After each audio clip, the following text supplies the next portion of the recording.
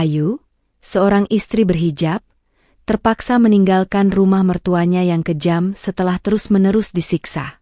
Saat mertuanya tertawa penuh kemenangan, ia tak menyadari bahwa Ayu telah meninggalkan sebuah rahasia di kamarnya. Assalamualaikum warahmatullahi wabarakatuh. Kalian dari mana aja nih? Absen yuk, jangan lupa subscribe. Buat yang sudah subscribe, semoga selalu diberkahi kebaikan dan rezeki yang mengalir. Desa Mekarsari, tempat aku kini tinggal, adalah potret sempurna dari kedamaian pedesaan Indonesia. Hamparan sawah hijau membentang luas, dihiasi pondok-pondok kecil tempat para petani beristirahat. Udara di sini selalu segar, membawa aroma tanah basah dan sesekali harum melati dari pekarangan rumah tetangga. Aku, Ayu, seorang wanita berhijab yang kini menyandang status istri dari Bima, mendapati diriku mencoba menyatu dengan ritme kehidupan sederhana ini. Namun, di balik keindahan dan kesederhanaan itu, tersimpan sebuah babak baru dalam hidupku yang penuh liku. Pernikahanku dengan Bima, putra semata wayang Ibu Sumi, bukanlah impian yang mulus seperti cerita di novel-novel roman. Sejak awal, aku sudah merasakan aura yang kurang bersahabat dari Ibu Sumi, calon mertuaku.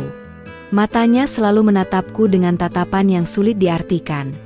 Kadang sinis, kadang seperti meneliti setiap inci diriku, seolah mencari-cari celah. Namun, cintaku pada Bima membuatku bertekad untuk meluluhkan hati Ibu Sumi, meyakini bahwa waktu akan menyembuhkan segalanya. Aku ingat betul hari akad nikah kami. Meskipun wajahku tersenyum menutupi kegugupan, hatiku terasa bergetar.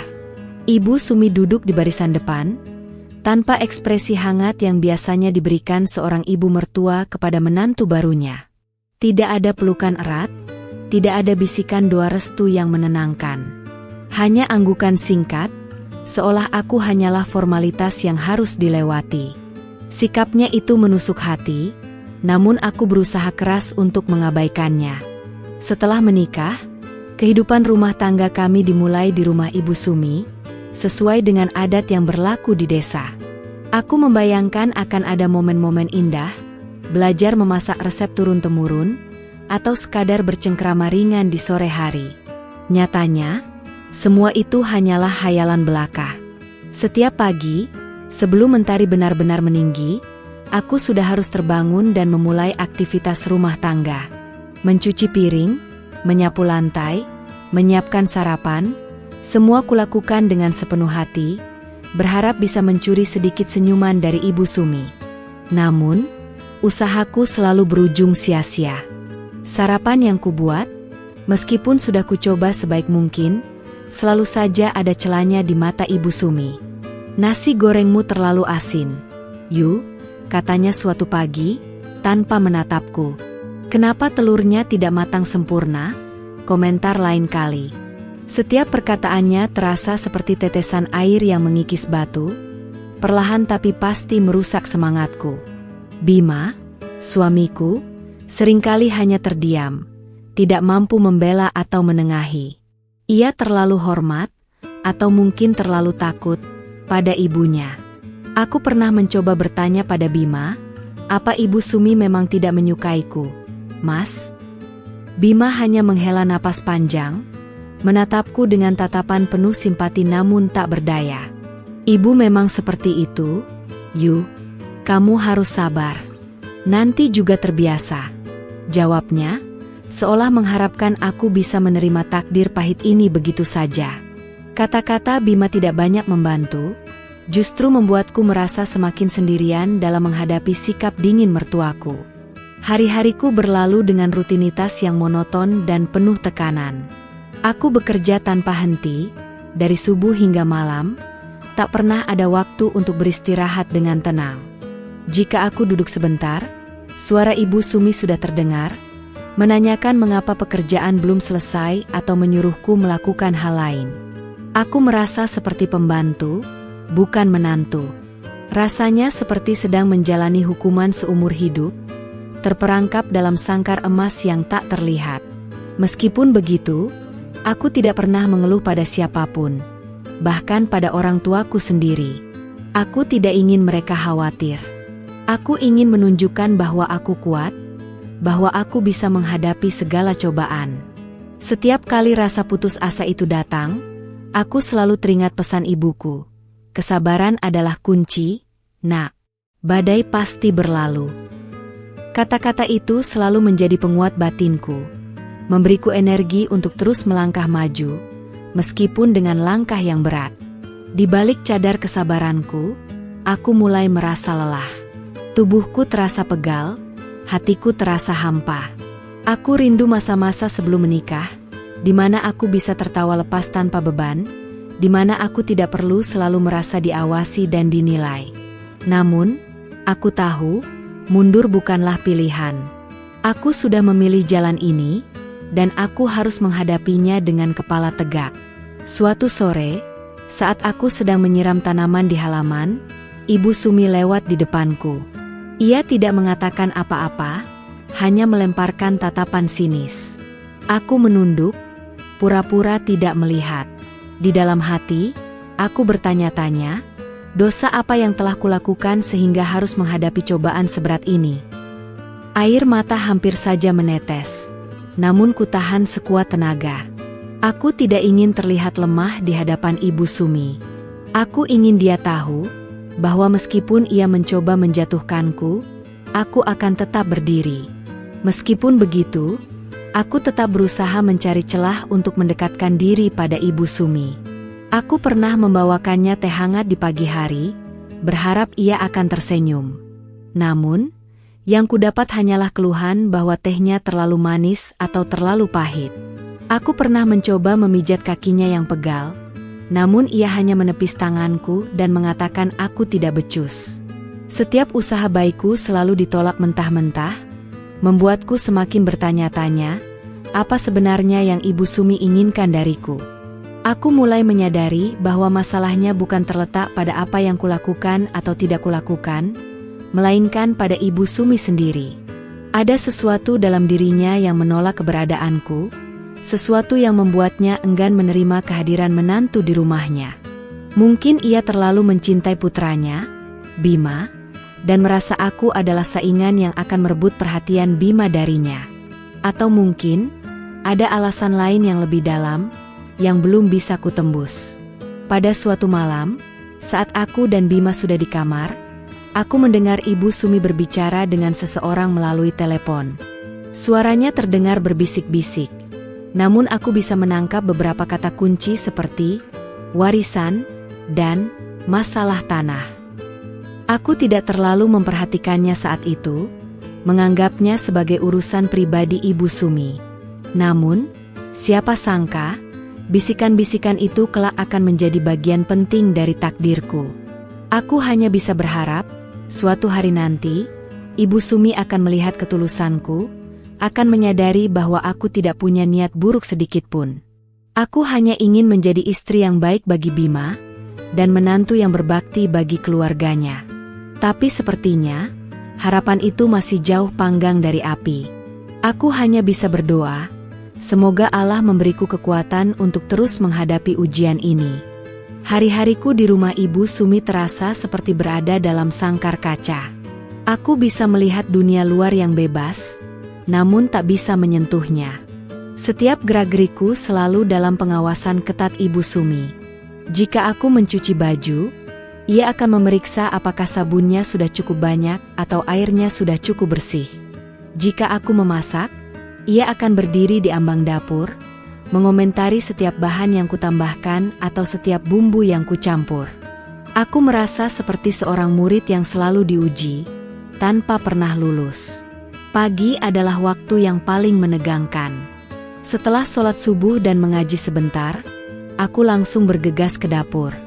Aroma kopi dan teh hangat yang kubuat selalu menguap di udara, bercampur dengan uap nasi yang baru matang. Bima biasanya akan bangun sedikit lebih siang, sedangkan Ibu Sumi sudah duduk manis di meja makan, menungguku menghidangkan sarapan. Tatapan matanya yang tajam selalu membuat tanganku sedikit bergetar saat menuangkan air panas ke cangkir. Lama sekali, Yu, keluh Ibu Sumi suatu pagi, sambil menatap jam dinding yang jarumnya baru menunjukkan pukul 6:05. "Apa kamu tidak tahu kalau sarapan itu penting? Suamimu harus bekerja, jangan sampai terlambat karena menunggumu." Perkataannya menusuk, padahal aku sudah bangun sejak pukul 4 pagi. Aku hanya bisa menunduk, tidak berani menjawab. Bima yang baru saja datang, hanya menggaruk kepalanya. Salah tingkah. Setelah sarapan, tugas-tugasku berlanjut ke area lain di rumah. Menyapu teras, membersihkan halaman, mencuci pakaian. Semua harus bersih sempurna, tanpa sedikit pun noda atau debu. Jika ada sehelai rambut terjatuh di lantai, Ibu Sumi akan langsung menemukannya dan menunjuknya dengan jari telunjuknya yang kurus, seolah aku melakukan kesalahan besar. Aku merasa seperti mesin yang terus bergerak tanpa henti, hanya untuk memenuhi standar yang mustahil untuk dicapai. Aku pernah mencoba mengajaknya bicara, dari hati ke hati. Suatu siang, ketika ia sedang duduk di teras sambil menyirih, aku mendekatinya perlahan. "Ibu," sapaku lembut, "ada yang bisa Ayu bantu?" Ibu Sumi mendongak, matanya menatapku dingin. "Tidak ada," jawabnya singkat, kembali fokus pada sirihnya. Aku mencoba lagi, "Ayu ingin belajar banyak dari ibu. Mungkin ada yang bisa ibu ajarkan pada Ayu?" Ia hanya tertawa kecil, tawa yang tidak sampai ke mata. "Kamu tidak perlu belajar apa-apa. Lakukan saja tugasmu," katanya, seolah mengusirku secara halus. Penolakan demi penolakan membuat hatiku semakin menciut. Aku merasa seperti tembok yang tak bisa ditembus. Bima, suamiku, adalah satu-satunya pelipur lara. Setiap malam, setelah Ibu Sumi tidur, kami akan berbicara. Bima selalu memelukku erat, meminta maaf atas sikap ibunya. "Maafkan ibu ya, Yu. Ibu memang keras kepala," katanya. Aku tahu Bima menyayangiku, namun rasa sayangnya itu tidak cukup kuat untuk melawan dominasi ibunya. Ia seperti anak kecil yang patuh, tak berdaya di hadapan titah orang tuanya. Keterbatasan fisikku sebagai wanita berhijab juga seringkali menjadi bahan ejekan. "Pakai jilbab kok geraknya lambat," sindirnya suatu ketika saat aku sedang membawa bakul cucian. Aku hanya bisa menarik napas dalam-dalam. Bagiku, jilbab adalah identitasku, bukan penghalang. Aku tetap bisa beraktivitas dengan lincah, hanya saja mungkin tidak secepat yang Ibu Sumi inginkan. Aku merasa ia ingin aku menjadi seperti yang ia mau, bukan menjadi diriku sendiri. Di desa, berita menyebar lebih cepat dari angin. Aku tahu, para tetangga pasti sedikit banyak sudah mendengar tentang bagaimana Ibu Sumi memperlakukanku. Namun, tidak ada yang berani ikut campur. Ibu Sumi adalah tokoh yang cukup disegani di desa, meskipun banyak yang tahu sifat aslinya. Aku sering melihat tatapan kasihan dari ibu-ibu tetangga saat kami berpapasan di jalan. Tatapan itu terasa seperti belati yang menusuk hati, mengingatkanku pada penderitaan yang kurasakan. Aku sering merenung di malam hari, di samping Bima yang sudah terlelap. Apakah ini memang takdirku? Haruskah aku menyerah pada keadaan? Namun, setiap kali pikiran itu muncul, aku selalu menggelengkan kepala. Aku harus kuat. Aku tidak boleh membiarkan Ibu Sumi menang. Aku harus menemukan cara untuk mengubah keadaan ini, tanpa harus menimbulkan konflik terbuka yang bisa merusak hubungan keluarga. Suatu hari, aku melihat Ibu Sumi menyimpan sebuah kotak kayu kecil di bawah kasurnya. Aku tak sengaja melihatnya saat membersihkan kamar. Kotak itu tampak tua, dengan ukiran yang samar. Ibu Sumi selalu bersikap sangat protektif terhadap kamarnya. Ia tidak pernah mengizinkan siapapun masuk ke sana, bahkan Bima sekalipun, kecuali dirinya. Rasa penasaranku sedikit terusik, namun aku segera mengusirnya. Itu bukan urusanku. Namun, kejadian itu terus terngiang dalam benakku. Mengapa Ibu Sumi begitu merahasiakan kamarnya? Apa yang disembunyikan di sana? Pertanyaan-pertanyaan itu terus berputar dalam pikiranku. Aku mulai menghubungkan bisikan telepon yang kudengar dengan kotak itu. Mungkinkah ada kaitannya dengan warisan atau masalah tanah yang pernah disebutkannya? Aku tidak bisa menahan diri untuk tidak curiga. Aku mencoba mencari tahu secara halus. Aku bertanya pada Bima tentang kotak itu, namun ia hanya mengangkat bahu. Itu mungkin hanya kotak perhiasan lama ibu, Yu. Tidak penting, katanya. Namun, nada suaranya terdengar sedikit ragu, seolah ia sendiri tidak yakin dengan perkataannya. Keraguan Bima justru semakin menguatkan dugaanku bahwa ada sesuatu yang disembunyikan Ibu Sumi. Aku tahu, aku tidak boleh gegabah. Jika Ibu Sumi sampai tahu bahwa aku mencurigainya, keadaanku bisa semakin parah. Aku harus bertindak hati-hati dengan strategi yang matang. Aku mulai memperhatikan kebiasaan Ibu Sumi. Kapan ia pergi ke ladang? Kapan ia pergi ke pasar? Kapan kamarnya kosong? Aku mulai menyusun jadwal di kepalaku, mencari waktu yang tepat untuk menyelidiki. Meskipun hatiku masih menyimpan rasa sakit akibat perlakuan Ibu Sumi, ada percikan api baru yang menyala di dalam diriku. Percikan itu adalah rasa penasaran, dan mungkin sedikit harapan. Harapan bahwa jika aku bisa menemukan rahasia Ibu Sumi, aku bisa menggunakannya untuk kebaikan, untuk melindungi diriku dan, mungkin, bahkan Bima. Aku tidak tahu apa yang akan kutemukan, tapi aku siap menghadapi apapun itu. Aku merasa bahwa ini bukan lagi hanya tentang kesabaranku semata. Ini tentang mencari kebenaran, tentang membela diri dari segala bentuk ketidakadilan. Aku memutuskan, aku tidak akan menjadi korban yang pasrah. Aku akan menjadi Ayu yang kuat, yang berani mencari jalannya sendiri, meskipun itu harus kulakukan secara diam-diam. Dan semua itu bermula dari sebuah kotak kayu tua yang disembunyikan di bawah kasur Ibu Sumi. Tekanan dari Ibu Sumi semakin hari semakin menjadi-jadi. Seolah tak puas dengan perlakuan dingin dan komentar pedas, kini ia mulai mencampuri urusan pribadi kami, termasuk soal anak. Sudah 2 tahun kami menikah, namun aku dan Bima belum juga dikaruniai momongan. Hal ini menjadi senjata baru bagi Ibu Sumi untuk menyerangku. Ia seringkali melontarkan sindiran di depan umum, membuatku merasa malu dan terhina. Ayu itu sepertinya mandul, katanya suatu sore, saat beberapa tetangga datang bertamu. Aku sedang menyajikan teh, dan tanganku langsung beku mendengar perkataannya. Wajahku memerah menahan amarah dan malu. Tetangga-tetangga menatapku dengan tatapan kasihan. Bima hanya bisa menunduk, tidak berani membela. Aku merasakan air mata mendesak keluar, namun kutahan sekuat tenaga. Rasanya, harga diriku diinjak-injak di hadapan banyak orang.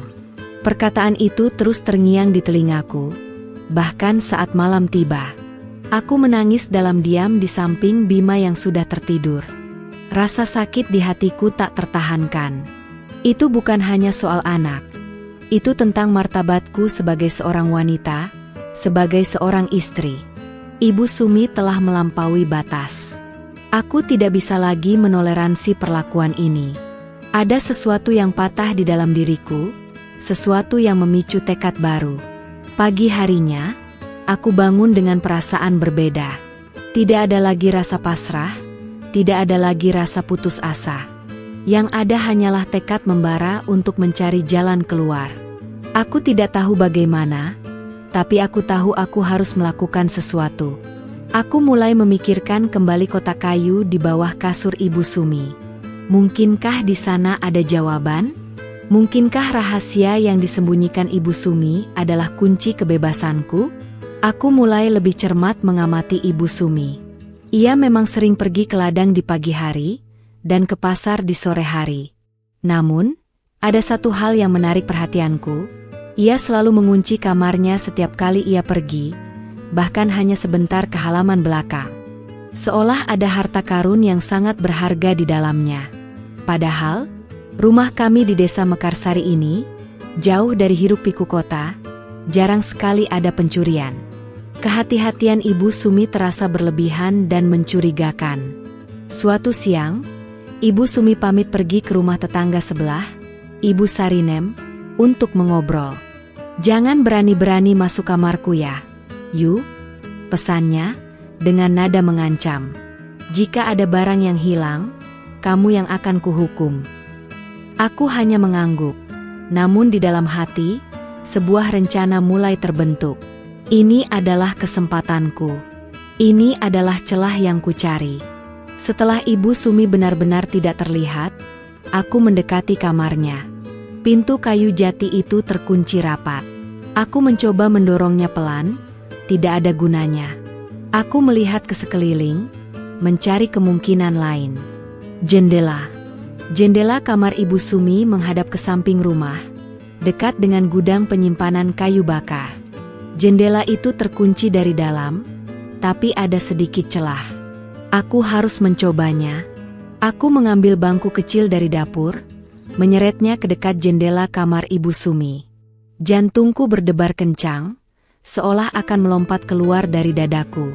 Aku merasa bersalah, melanggar privasi orang lain.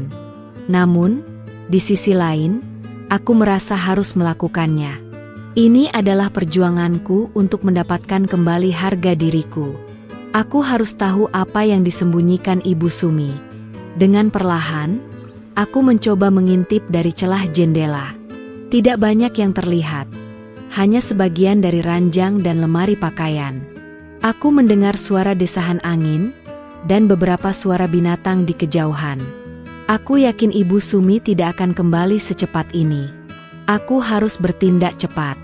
Aku mencari-cari benda yang bisa kugunakan untuk membuka celah kunci jendela.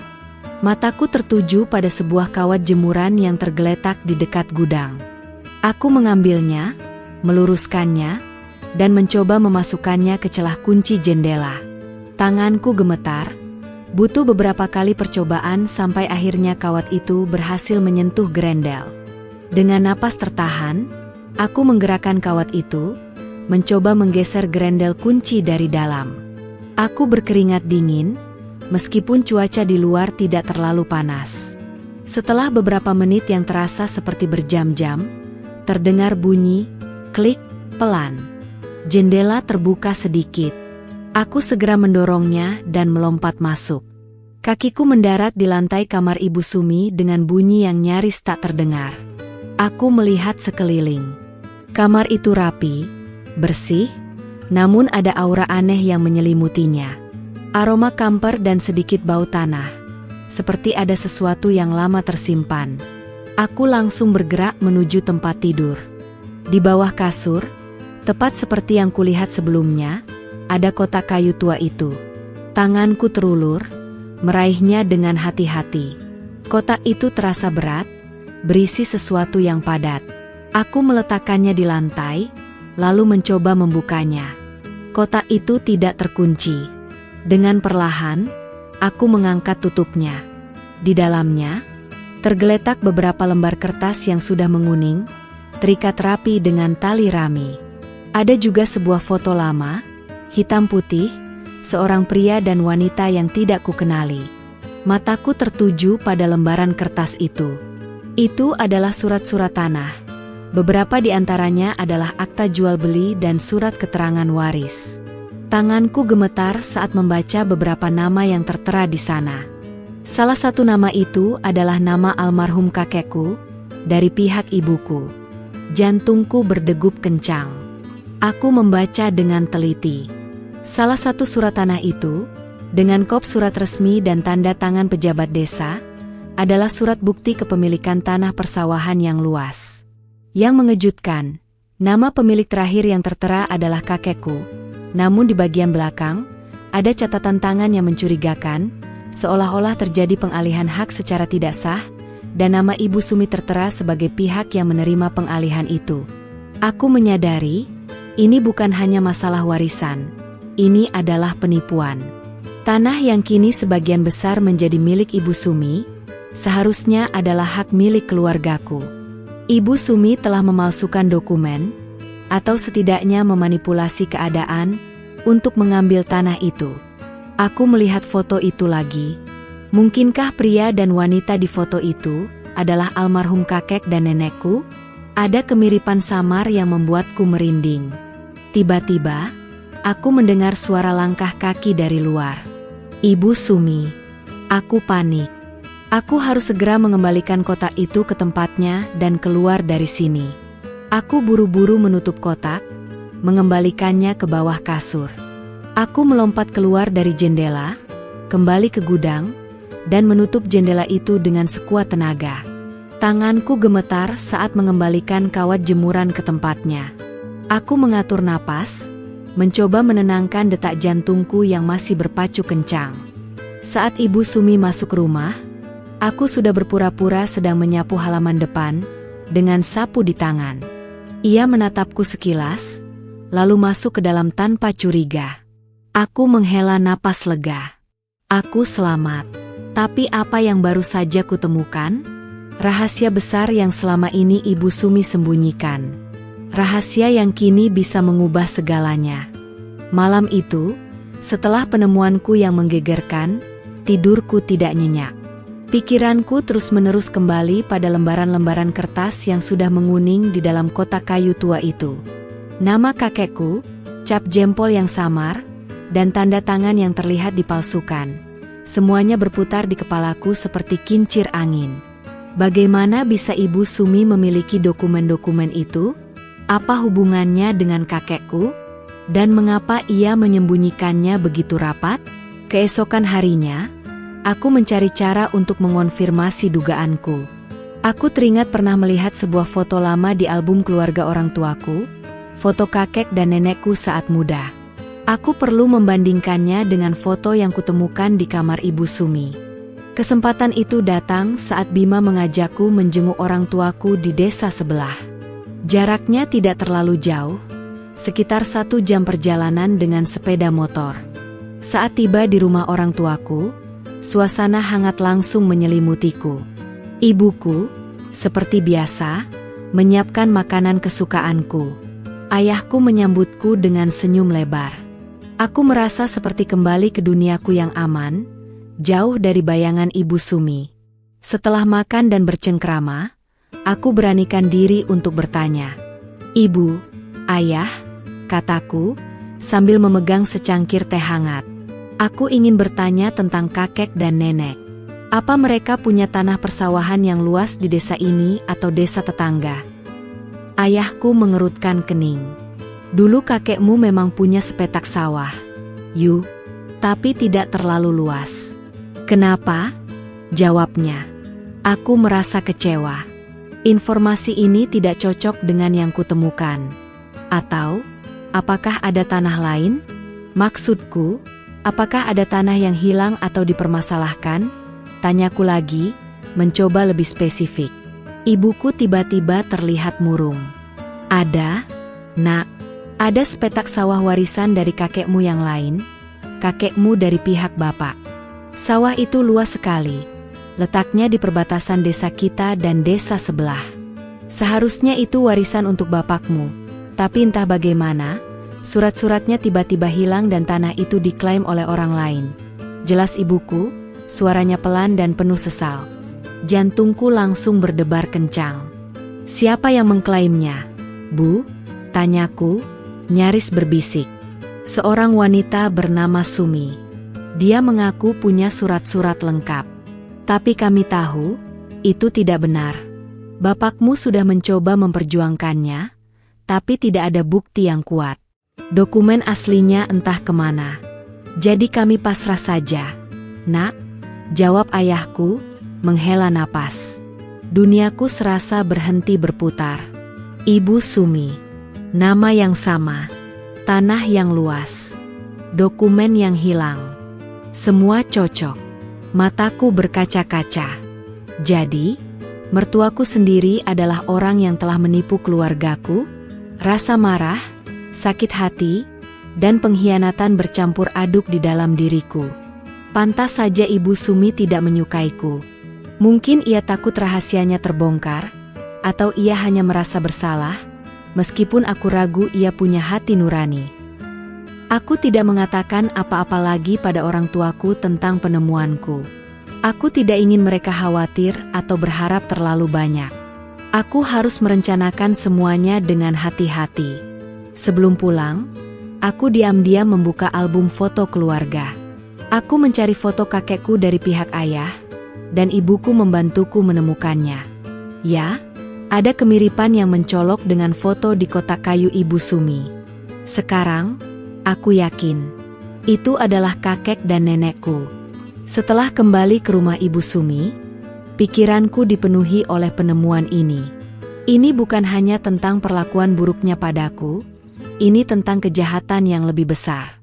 Aku merasa memiliki tanggung jawab untuk mengungkap kebenaran ini, tidak hanya untuk diriku sendiri, tetapi juga untuk keluargaku. Aku mulai memperhatikan Ibu Sumi lebih cermat. Setiap kali ia berbicara dengan tetangga, ia selalu menyombongkan tentang kekayaannya, tanahnya yang luas, dan bagaimana ia bisa hidup nyaman tanpa harus bersusah payah. Ia bahkan seringkali merendahkan orang lain yang hidup sederhana. Kini aku tahu, kekayaan itu berasal dari hasil penipuan. Senyum sinisnya, tawa mengejeknya, semuanya terasa semakin menjijikkan di mataku. Pada suatu malam, saat Ibu Sumi sudah tidur pulas, aku diam-diam masuk ke kamarnya lagi. Kali ini, aku sudah tahu apa yang harus kulakukan. Aku mengambil kotak kayu itu, membuka isinya, dan dengan hati-hati mengeluarkan surat-surat tanah yang krusial itu. Aku membawa kamera ponselku. Tanganku gemetar saat memotret setiap lembar dokumen itu, dari halaman depan hingga catatan tangan di belakangnya. Aku juga memotret foto kakek dan nenekku. Aku memastikan setiap detail terlihat jelas. Setiap nama, setiap angka, setiap tanda tangan. Setelah selesai, aku mengembalikan semua dokumen dan foto ke dalam kotak, lalu meletakkannya kembali di bawah kasur Ibu Sumi. Aku keluar dari kamar secepat dan setenang mungkin, seolah-olah tidak terjadi apa-apa. Jantungku masih berdebar kencang, namun ada rasa lega yang menyelimuti. Aku punya bukti. Aku punya senjata. Kini, aku harus memikirkan langkah selanjutnya. Aku tidak bisa langsung melaporkan Ibu Sumi. Itu akan menimbulkan konflik besar, dan aku tidak punya siapa-siapa di desa ini yang bisa mendukungku. Bima pasti akan bingung antara membela ibunya atau istrinya. Aku harus menemukan cara yang cerdik. Cara yang bisa membuat rahasia ini terbongkar tanpa melibatkan diriku secara langsung, setidaknya pada awalnya. Aku mulai mencari tahu tentang sejarah tanah di desa ini. Aku sering mendengar obrolan para ibu-ibu di warung kopi tentang batas-batas tanah, tentang siapa pemilik sah tanah ini dan itu. Aku juga tahu ada seorang sesepuh desa yang sangat dihormati, Mbah Karto, yang dikenal sebagai penjaga sejarah dan adat istiadat desa. Mbah Karto juga seorang juru kunci tanah-tanah adat. Mungkin ia bisa menjadi kuncinya. Aku menyadari, ini bukan lagi tentang balas dendam. Ini tentang kebenaran dan keadilan. Aku harus mengembalikan apa yang seharusnya menjadi hak keluargaku. Dan yang lebih penting, aku harus membuktikan pada Ibu Sumi bahwa perbuatannya tidak akan pernah bisa disembunyikan selamanya. Ada kekuatan yang lebih besar dari sekadar uang dan kekuasaan, yaitu kebenaran. Dengan bukti-bukti di tanganku, aku merasa memiliki kekuatan baru. Kekuatan yang selama ini tersembunyi di balik kesabaranku. Aku akan menggunakan kekuatan ini untuk melawan ketidakadilan, untuk membela diriku sendiri dan keluargaku. Aku tidak lagi merasa takut pada Ibu Sumi. Kini, justru aku yang memegang rahasianya. Dan rahasia itu akan menjadi bom waktu yang siap meledak kapan saja. Setelah memiliki salinan dokumen penting di ponselku, pikiranku bekerja lebih keras. Aku tahu, jika aku langsung melaporkan Ibu Sumi, itu akan memicu badai besar. Bima pasti akan terpukul, dan posisiku di desa akan sangat sulit. Aku tidak ingin dianggap sebagai menantu durhaka yang menghancurkan keluarga suaminya. Aku harus mencari cara yang elegan, cara yang membuat kebenaran terungkap dengan sendirinya, seolah-olah bukan aku yang merencanakannya. Targetku adalah Mbah Karto. Ia adalah sesepuh desa yang sangat dihormati, bijaksana, dan sering menjadi penengah dalam berbagai masalah. Aku tahu Mbah Karto memiliki ingatan yang kuat tentang sejarah desa, termasuk riwayat tanah-tanah. Aku harus membuat Mbah Karto secara tidak sengaja menemukan atau melihat sesuatu yang akan memicu penyelidikannya. Aku mulai mengamati rutinitas Mbah Karto. Setiap pagi, setelah sholat subuh, ia selalu berjalan kaki mengelilingi desa, menyapa penduduk, dan sesekali berhenti di warung kopi untuk berbincang. Ia juga sering mengunjungi Ibu Sumi, karena mereka adalah tetangga dekat. Kesempatan terbaikku adalah saat Mbah Karto berada di rumah Ibu Sumi. Aku teringat, Ibu Sumi punya kebiasaan menyimpan surat-surat penting di meja kecil dekat jendela kamarnya jika ia sedang membacanya, sebelum kemudian menyimpannya kembali ke kotak di bawah kasur. Meja itu persis di samping jendela yang selalu ia kunci. Jika aku bisa membuat Mbah Karto melihat sekilas dokumen itu, tanpa perlu masuk ke kamar, itu akan menjadi permulaan. Rencanaku sangat sederhana, namun butuh ketepatan waktu yang sempurna. Aku akan menunggu saat Ibu Sumi pergi, atau setidaknya sedang berada di halaman belakang, dan Mbah Karto sedang berada di ruang tamu atau teras depan. Aku akan mendekati jendela kamar Ibu Sumi dari luar, seolah sedang membersihkan atau menyiram tanaman. Kemudian, aku akan mencoba membuka sedikit gorden dari luar, sehingga dokumen yang sengaja kutinggalkan di meja terlihat. Tapi, apa yang akan kutinggalkan di sana? Aku tidak bisa meninggalkan dokumen asli. Itu terlalu berisiko. Aku harus membuat salinan yang terlihat tua dan asli, namun bukan yang asli. Aku punya ide. Aku akan mencetak salinan foto-foto dokumen yang ada di ponselku. Aku akan menggunakan kertas yang sudah kusiapkan, kuwarnai dengan teh agar terlihat menguning, dan sedikit kulipat-lipat agar terlihat usang. Aku bahkan akan meniru beberapa noda atau lipatan dari dokumen asli untuk menambah kesan otentik. Malam harinya, saat Ibu Sumi sudah tidur, aku diam-diam melakukan misiku. Aku menggunakan printer kecil milik Bima yang jarang dipakai untuk mencetak dokumen-dokumen itu. Aku mencampur teh pekat dan mengoleskannya pada kertas-kertas itu, lalu mengeringkannya perlahan dengan setrika uap. Setelah kering, kertas itu terlihat persis seperti dokumen yang sudah berusia puluhan tahun. Aku melipat beberapa bagian, dan sedikit menggores permukaannya agar terlihat usang. Aku juga akan meninggalkan foto kakek dan nenekku yang kutemukan di sana. Foto itu akan menjadi pemancing perhatian Mbah Karto. Aku juga menyiapkan amplop coklat tua yang kutemukan di lemari tua. Amplop itu sudah lusuh. Sangat cocok untuk menyembunyikan bukti palsu ini. Aku akan memasukkan beberapa lembar salinan dokumen itu ke dalam amplop, dan meletakkannya di antara tumpukan buku di meja samping jendela kamar Ibu Sumi. Keesokan paginya, aku merasa sangat gugup. Ini adalah hari di mana aku akan melaksanakan rencanaku. Aku melihat Mbah Karto berjalan santai ke arah rumah kami. Jantungku berdebar kencang. Ibu Sumi sedang berada di dapur, menyiapkan sarapan. "Yu, tolong siapkan teh untuk Mbah Karto di teras," perintahnya. Itu adalah kesempatan yang sempurna.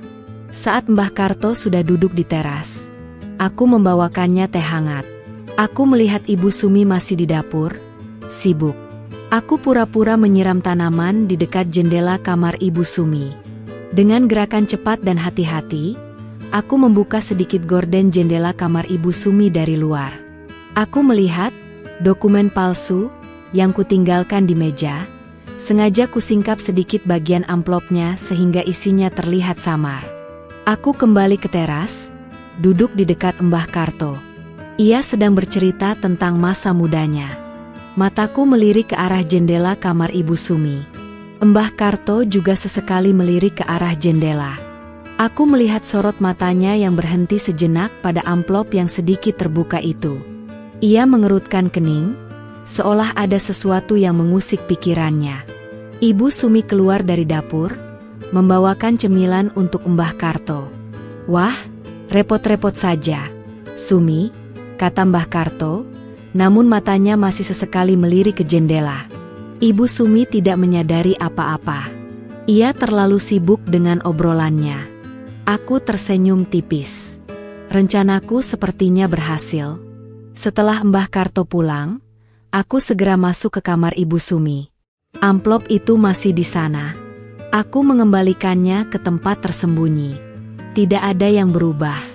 Namun, aku tahu, benih kecurigaan sudah tertanam di benak Mbah Karto. Tinggal menunggu waktu saja sampai benih itu tumbuh dan berbuah. Aku hanya perlu bersabar dan menunggu. Beberapa hari berikutnya, aku merasakan perubahan kecil. Mbah Karto seringkali lewat di depan rumah kami, dan ia akan melirik ke arah Ibu Sumi dengan tatapan yang berbeda. Tidak ada lagi obrolan santai seperti biasanya. Ibu Sumi sendiri tampak tidak menyadarinya. Ia masih sibuk dengan dunianya sendiri, dengan kesombongannya, dan dengan perlakuan buruknya padaku. Aku merasa lega sekaligus tegang. Lega karena rencanaku berjalan lancar, tegang karena aku tidak tahu apa yang akan terjadi selanjutnya.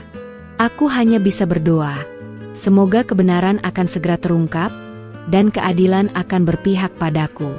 Aku tidak akan mundur. Ini adalah pertarungan untuk harga diriku, untuk keluargaku, dan untuk kebenasan hidupku. Suasana di rumah Ibu Sumi semakin mencekam. Setelah insiden, mandul, dan rencanaku menanam benih kecurigaan pada Mbah Karto, hubungan kami semakin memburuk. Ibu Sumi seolah menemukan energi baru untuk menyakitiku. Ia mulai mengunci lemari makan, hanya memberiku jatah makanan seadanya. Air bersih pun seringkali ia batasi, seolah ingin melihatku menderita. Aku merasa tubuhku semakin kurus, tenagaku terkuras. Puncaknya terjadi pada suatu sore. Bima, suamiku, pulang dari ladang dengan wajah lesu.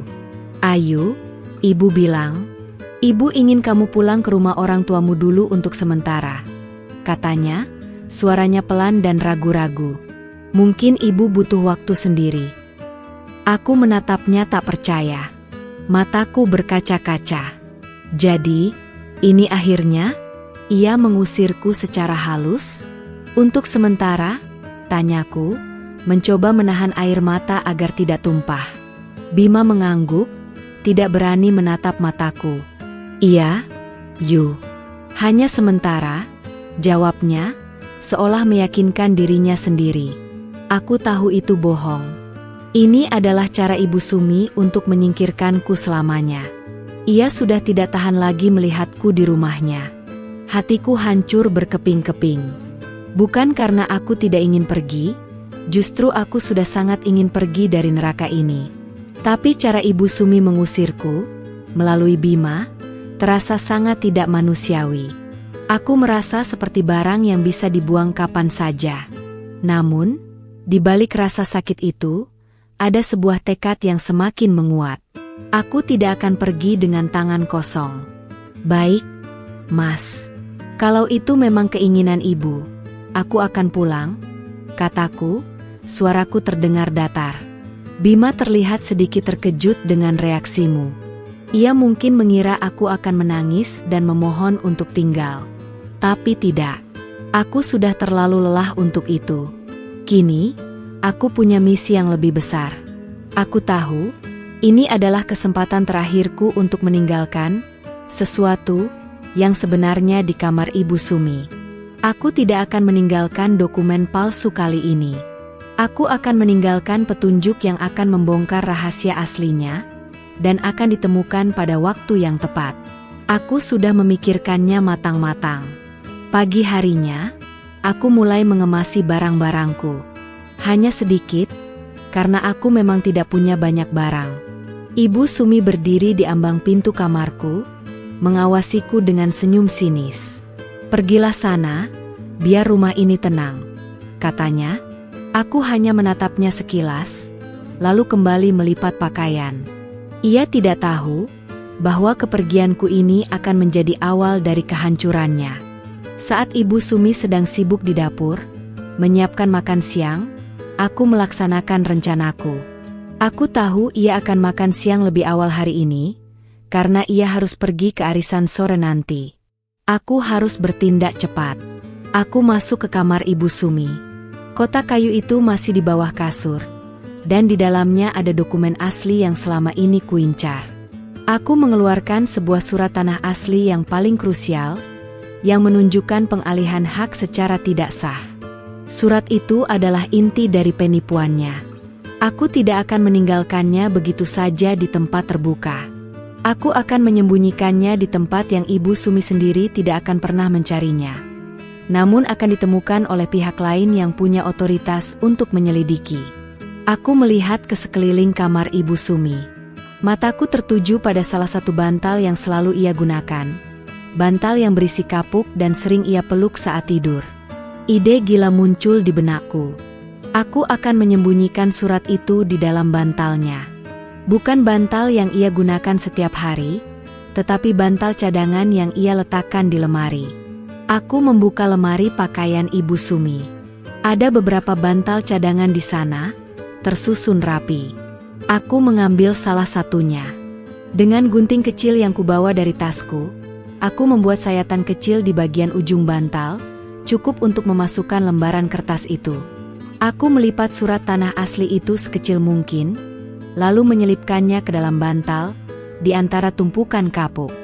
Aku merapikan sayatan itu agar tidak terlihat. Mengapa bantal? Karena bantal itu akan sesekali dicuci atau dijemur. Dan siapa yang akan mencucinya? Mungkin Bima, atau bahkan Ibu Sumi sendiri. Saat bantal itu dicuci, air akan merendam kertas itu, dan mungkin akan terlihat saat dijemur.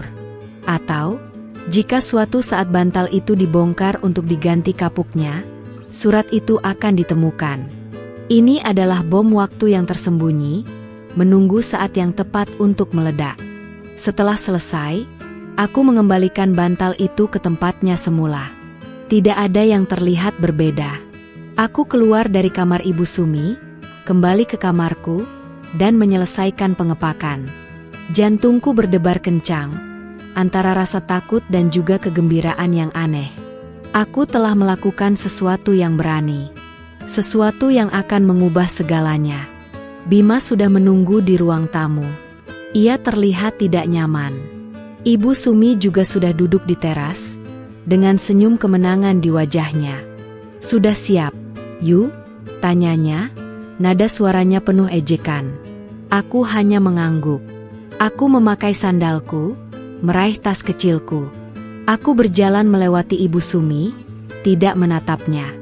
Saat aku melangkah keluar dari pintu rumah, Ibu Sumi tertawa. Tawa yang keras, nyaring, dan penuh kemenangan. Tawa yang menusuk gendang telingaku, seolah ingin memastikan aku tahu betapa ia bahagia melihatku pergi. Aku tidak menoleh. Aku terus melangkah. Angin sore bertiup, menerbangkan sedikit debu di jalan desa. Aku merasakan air mata mengalir di pipiku, namun ini bukan air mata kesedihan. Ini adalah air mata kelegaan, dan mungkin sedikit senyum kemenangan. Ia tertawa. Dia tak sadar aku tinggalkan sesuatu di kamarnya. Aku naik ke motor Bima. Kami melaju perlahan meninggalkan rumah Ibu Sumi. Aku tidak menoleh ke belakang. Di depanku, terbentang jalan baru. Dan di belakangku, bom waktu telah kutanam, siap meledak dan mengubah segalanya. Motor Bima melaju perlahan meninggalkan pekarangan rumah Ibu Sumi. Suara tawa nyaring mertuaku masih terngiang di telingaku, menusuk hingga ke ulu hati. Tawa itu seolah-olah mengejek setiap tetesan air mata yang pernah kutumpahkan, setiap pengorbanan yang pernah kulakukan. Rasanya seperti sebuah melodi kemenangan bagi Ibu Sumi, sebuah melodi kekalahan bagi diriku. Namun, aku tahu, melodi itu akan segera berubah menjadi tangisan penyesalan. Aku tidak menoleh ke belakang, meskipun hatiku terasa berat. Bukan karena kesedihan berpisah dari rumah itu, melainkan karena perpisahan dengan Bima, suamiku, yang masih terperangkap dalam bayang-bayang ibunya. Ia tidak bisa melindungiku, tidak bisa memilih. Aku tahu ia menyayangiku, Namun sayangnya itu tidak cukup kuat. Aku menghela napas panjang, mencoba meredakan gejolak di dadaku. Udara sore desa terasa lebih dingin dari biasanya, seolah ikut merasakan kesedihan yang menyelimutiku. Pohon-pohon kelapa melambai-lambai, seolah mengucapkan selamat jalan. Jalanan desa yang berbatu terasa bergelombang, seolah mencerminkan perjalananku yang penuh liku. Aku memejamkan mata sejenak, membayangkan kebebasan yang sebentar lagi akan kudapatkan. Bebas dari tatapan sinis, bebas dari sindiran tajam, bebas dari tekanan yang mencekik. Bima mengantarku sampai ke rumah orang tuaku. Ibuku menyambutku dengan wajah cemas. "Ada apa, Nak? Kenapa tiba-tiba pulang?" tanyanya, suaranya penuh khawatir. Aku memeluk ibuku erat, tak mampu menahan air mata yang kini benar-benar tumpah. "Tidak apa-apa, Bu. Aku hanya rindu," kataku, berbohong. Aku tidak ingin membebani pikiran orang tuaku dengan masalahku dengan Ibu Sumi. Biarlah ini menjadi rahasia dan perjuanganku sendiri. Bima sempat berbicara sebentar dengan ayahku, menjelaskan bahwa aku hanya pulang untuk sementara waktu. Ia berjanji akan menjengukku setiap minggu. Aku tahu ia mencoba yang terbaik, dengan segala keterbatasannya. Aku hanya bisa mengangguk, mencoba tersenyum di balik kerudungku. Setelah Bima pulang, aku merasakan kekosongan yang aneh. Bukan karena kehilangan Bima, melainkan karena aku tahu, kini aku benar-benar sendirian dalam pertarungan ini. Hari-hari pertamaku di rumah orang tua terasa seperti liburan yang sangat dibutuhkan. Aku bisa bangun siang, tanpa harus merasa tertekan. Aku bisa membantu ibuku di dapur tanpa ada yang mengawasi atau mengkritik. Aku bisa membaca buku di teras, menikmati angin sepau-sepau tanpa gangguan. Namun, di balik kedamaian itu, ada sebuah pikiran yang tak pernah lepas dari benakku. Kapan bom waktu itu akan meledak? Aku memantau perkembangan di desa Ibu Sumi melalui kabar burung yang dibawa tetangga yang kebetulan menjenguk. Tidak ada yang aneh, setidaknya belum. Ibu Sumi masih terlihat sombong, masih sering bercengkrama dengan tetangga, masih membanggakan tanahnya yang luas. Aku tersenyum kecut. Ia masih belum tahu apa yang menantinya. Rencanaku menyembunyikan surat tanah asli di dalam bantal Ibu Sumi adalah pertaruhan besar. Aku tidak tahu kapan tepatnya bantal itu akan dicuci atau dibongkar. Mungkin butuh waktu berminggu-minggu, atau bahkan berbulan-bulan. Aku harus sabar. Kesabaran adalah kunci, seperti yang selalu ibuku katakan. Mbah Karto juga sempat menjengukku di rumah orang tuaku. Ia datang bersama cucunya, membawakan buah tangan. "Ayu, bagaimana kabarmu, Nak?" tanyanya, suaranya lembut. Aku menjawab baik-baik saja, namun aku melihat tatapan Mbah Karto yang berbeda. Ada kerutan di dahinya, seolah ia sedang memikirkan sesuatu yang berat. Aku yakin, benih kecurigaan yang kutanam sudah mulai tumbuh. Aku mencoba memancingnya. "Mbah, bagaimana kabar tanah-tanah di desa kita? Apa ada masalah baru?" tanyaku dengan nada santai. Mbah Karto menghela napas. "Ada saja, Nak. Tanah itu memang seringkali menjadi sumber masalah. Apalagi tanah warisan," jawabnya, matanya menatap jauh ke arah sawah. Aku tahu ia sedang memikirkan sesuatu, namun ia tidak mengatakannya secara langsung. Aku tidak bisa memaksanya. Aku hanya bisa berharap ia akan bertindak. Aku percaya pada kebijaksanaan Mbah Karto. Jika ia sudah mulai mencurigai sesuatu, ia pasti akan mencari tahu kebenarannya. Dan begitu ia menemukan surat yang kusembunyikan di bantal itu, semua akan terbongkar. Setiap malam, aku selalu berdoa. Berdoa agar kebenaran segera terungkap, agar keadilan ditegakkan. Aku juga berdoa untuk Bima, suamiku, agar ia tidak terlalu terkejut atau terluka saat semua rahasia ibunya terbongkar. Aku tahu, ia pasti akan berada di posisi yang sulit. Namun, aku juga yakin, kebenaran harus terungkap, demi kebaikan semua pihak. Aku mulai mengisi hariku dengan kegiatan yang positif. Aku membantu ibuku membuat kerajinan tangan. Aku mengajari anak-anak mengaji di sore hari. Aku mencoba untuk tidak terlalu memikirkan apa yang terjadi di desa seberang. Namun, setiap kali ponselku berdering, jantungku selalu berdegup kencang. Berharap itu adalah kabar dari Bima, atau kabar tentang Ibu Sumi. Aku tahu, ini hanyalah permulaan. Pertarungan yang sebenarnya belum dimulai. Aku harus mempersiapkan diri secara mental dan emosional. Aku sudah terlalu lama menderita. Kini saatnya aku berdiri tegak.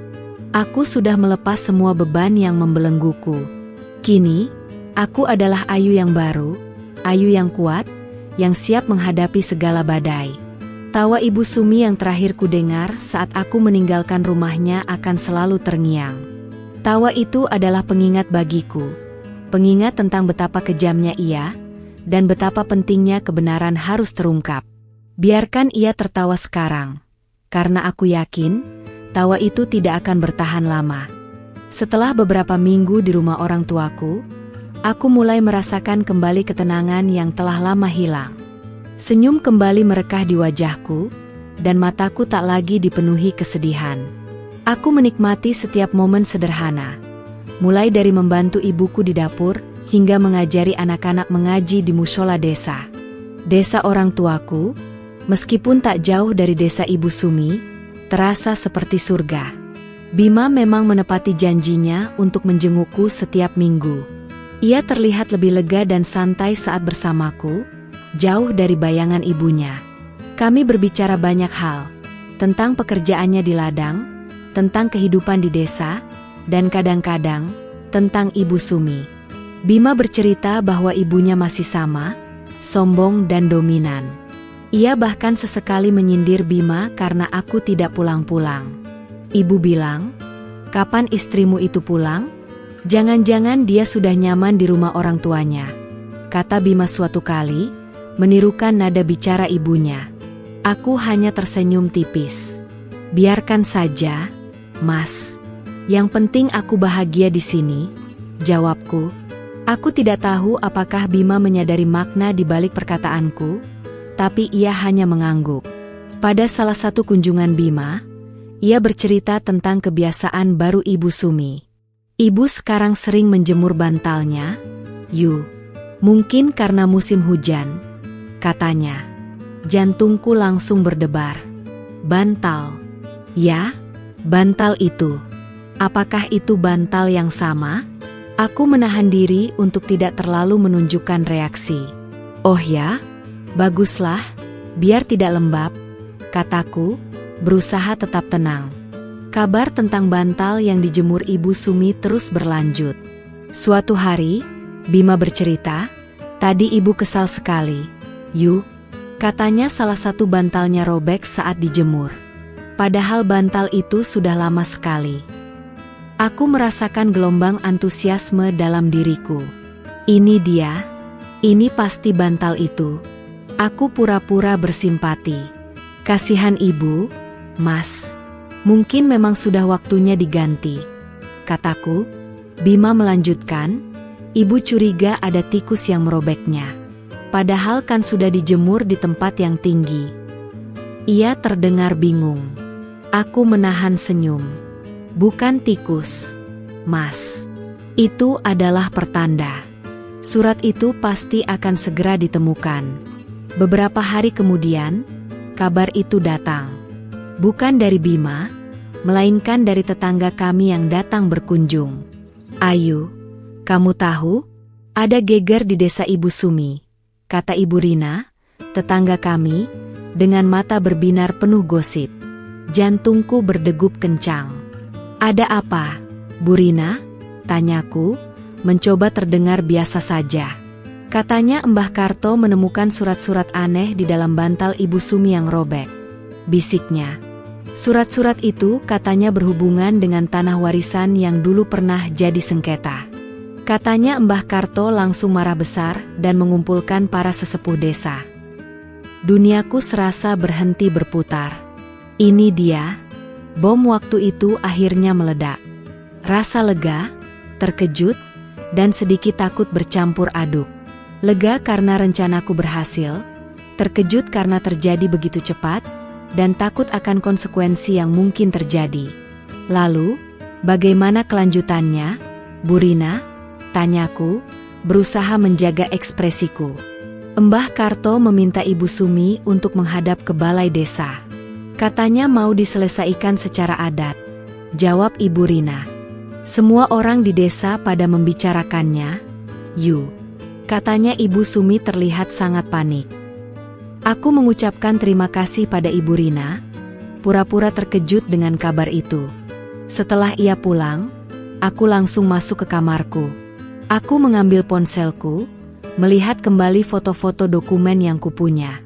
Ya, ini pasti surat-surat itu.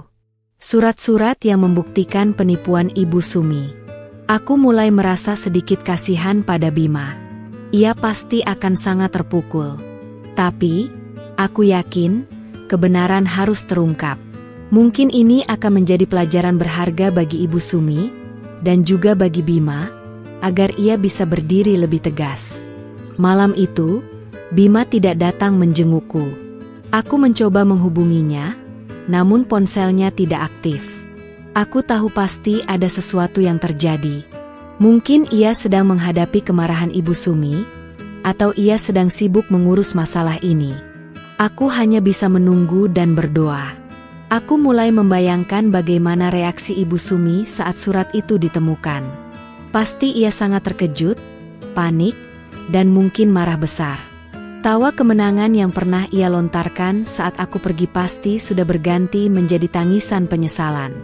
Aku tidak berniat membalas dendam, tapi aku ingin keadilan ditegakkan. Ini adalah awal dari gejolak besar di desa Mekarsari. Rahasia yang selama ini disimpan rapat oleh Ibu Sumi akhirnya terbongkar.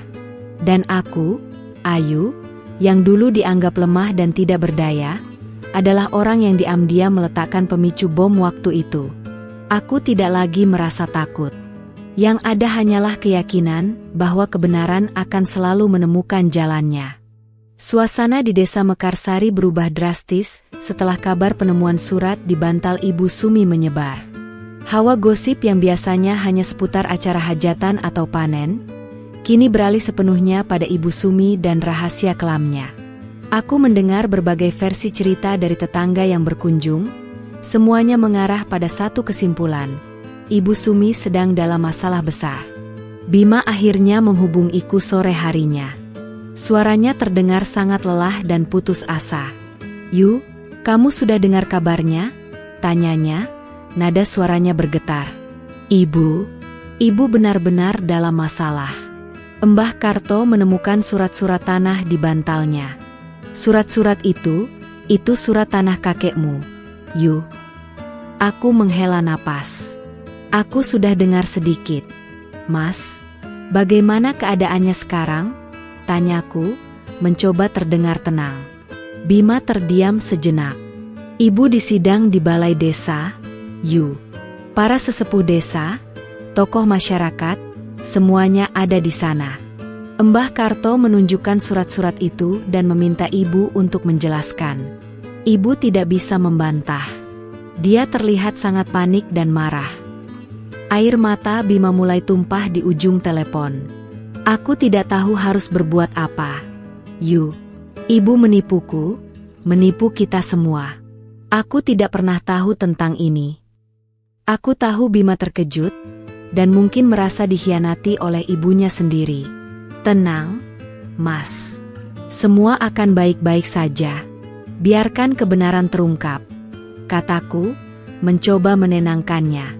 Aku merasa sedikit bersalah karena tidak memberitahunya lebih awal, tapi aku tahu ini adalah satu-satunya cara. Aku juga mendengar cerita bahwa saat persidangan adat itu, Ibu Sumi mencoba mengelak, bahkan menuduh Mbah Karto memfitnahnya. Namun, Mbah Karto bukan orang yang bisa dibohongi. Ia membawa saksi-saksi tua yang masih ingat tentang sengketa tanah itu puluhan tahun lalu.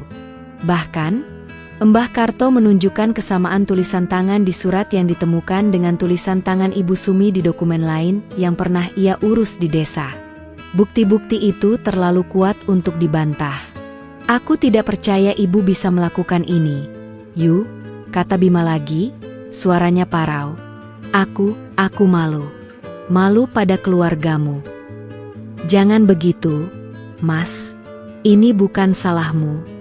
Ibu yang harus mempertanggungjawabkan perbuatannya, kataku, mencoba memberinya kekuatan. Aku tahu betapa beratnya ini bagi Bima, mencintai ibunya namun harus menghadapi kenyataan pahit ini. Pada akhirnya, Ibu Sumi tidak bisa mengelak lagi. Ia mengakui telah memalsukan dokumen dan merebut tanah warisan itu. Pengakuannya di depan seluruh tokoh masyarakat desa menimbulkan kekacauan. Para tetangga yang selama ini hanya berbisik-bisik, kini terang-terangan menunjukkan ketidakpuasan mereka. Reputasi Ibu Sumi hancur dalam sekejap. Berita tentang terbongkarnya rahasia Ibu Sumi bahkan sampai ke telinga orang tuaku. Ibuku menemuiku dengan wajah terkejut dan sedikit marah. Ayu, apa ini benar? Ibu Sumi yang menipu kita? Tanyanya. Aku mengangguk pelan.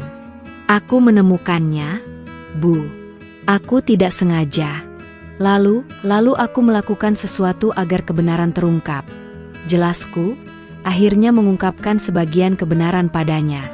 Ibuku memelukku erat, antara bangga dan khawatir. Kamu berani sekali, Nak, bisiknya. Ibu Sumi dijatuhi sanksi adat yang berat. Ia diwajibkan mengembalikan seluruh tanah yang ia rampas kepada ahli waris yang sah, yaitu keluargaku. Ia juga harus membayar denda adat, dan ia kehilangan semua kehormatan yang selama ini ia miliki di desa. Para tetangga mulai menjauhinya. Ia yang dulu sombong dan disegani, kini menjadi bahan gunjingan dan cemoohan. Aku tidak datang ke balai desa untuk melihatnya. Aku tidak ingin menikmati penderitaannya. Bagiku, yang terpenting adalah kebenaran telah terungkap, dan keadilan telah ditegakkan. Aku tahu Ibu Sumi pasti sangat terpukul. Ia yang dulu selalu menertawakanku, kini harus menelan pil pahit kekalahan. Bima datang menjengukku keesokan harinya, wajahnya masih terlihat murung. Ibu tidak mau bicara dengan siapa-siapa. Yu, dia mengurung diri di kamar. Katanya, aku tidak tahu harus bagaimana. Aku mengusap punggungnya. Berikan ibu waktu, Mas. Dia butuh waktu untuk menerima semuanya. Kataku, aku tahu, meskipun semua ini berakhir dengan keadilan, ada hati yang terluka di baliknya. Bima, suamiku, adalah korbannya juga. Ia harus menghadapi kenyataan bahwa ibunya adalah seorang penipu. Aku harus bisa menjadi kekuatannya di masa sulit ini. Kehidupan Ibu Sumi yang dulu penuh dengan kesombongan dan kemewahan semu, kini berganti menjadi kesepian dan penyesalan. Tanah yang selama ini ia banggakan telah kembali ke pemiliknya yang sah. Dan tawa yang dulu ia lontarkan padaku, kini tak lebih dari gema kosong yang terus menghantui dirinya. Aku, Ayu, sang menantu yang ia anggap remeh, telah menunjukkan bahwa kesabaran dan kecerdikan adalah senjata yang lebih ampuh daripada kekejaman. Setelah badai berlalu, desa Mekarsari kembali pada ritme tenangnya. Namun, ada perubahan yang tak terelakkan. Keluarga kami, yang dulu terpecah belah oleh rahasia dan kebohongan, kini memulai babak baru. Tanah warisan kakekku telah kembali ke tangan yang sah, membawa kelegaan bagi orang tuaku dan juga diriku. Ibu Sumi, setelah menghadapi sanksi adat dan kehilangan kehormatan, benar-benar berubah. Ia mengurung diri di rumah selama beberapa waktu, menolak bertemu siapapun. Bima, meskipun terpukul, tetap berusaha mendampingi ibunya. Ia memberiku kabar bahwa Ibu Sumi terlihat lebih tua, dan sorot matanya yang dulu penuh kesombongan kini dipenuhi penyesalan. Pada suatu sore, Bima datang menjemputku di rumah orang tuaku. Yu, ibu ingin bertemu denganmu, katanya, suaranya ragu-ragu. Aku terkejut. Ibu Sumi, bertemu denganku? Setelah semua yang terjadi, aku menarik napas dalam-dalam. "Baik, Mas. Aku akan ikut," kataku. Aku tahu ini akan menjadi pertemuan yang sulit, namun aku harus menghadapinya. Setibanya di rumah, suasana terasa hening. Ibu Sumi duduk di ruang tamu, menunduk. Ia terlihat sangat rapuh. Berbeda sekali dengan sosok mertua yang dulu selalu berteriak dan meremehkanku. Aku mendekatinya perlahan. "Ibu," sapaku lembut. Ia mendongak, matanya berkaca-kaca. "Ayu," bisiknya, suaranya serak. "Maafkan ibu, nak. Maafkan semua perlakuan ibu padamu. Maafkan ibu karena telah menipu keluargamu. Ibu hilaf." Tanganku terulur, meraih tangannya yang dingin. Itu adalah sentuhan pertama yang penuh kehangatan dari Ibu Sumi padaku. Air mata tumpah dari matanya, dan ia terisak. "Ibu menyesal, Yu. Ibu tidak tahu harus berbuat apa. Ibu sudah kehilangan segalanya." Aku memeluknya. Bukan pelukan yang canggung, melainkan pelukan yang tulus, penuh maaf dan pengertian.